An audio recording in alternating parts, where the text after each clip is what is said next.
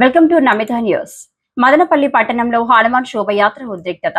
అన్నమయ్య జిల్లా మదనపల్లి పట్టణంలో శనివారం బజరంగ్ దళ్ నేతృత్వంలో బీజేపీ, విహెచ్పి, హిందూ ఐక్యవేదిక సంఘాల సారథ్యంలో స్థానిక రామాలయం నుండి ర్యాలీని ప్రారంభించారు.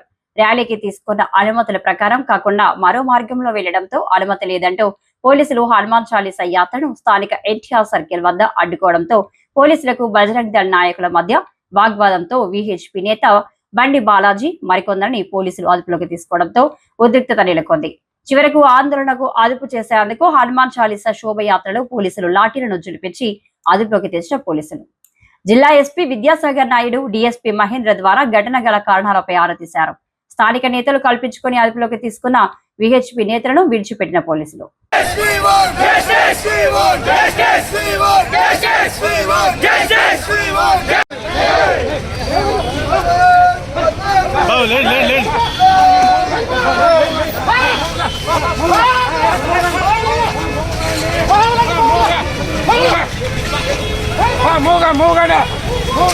Come on, move!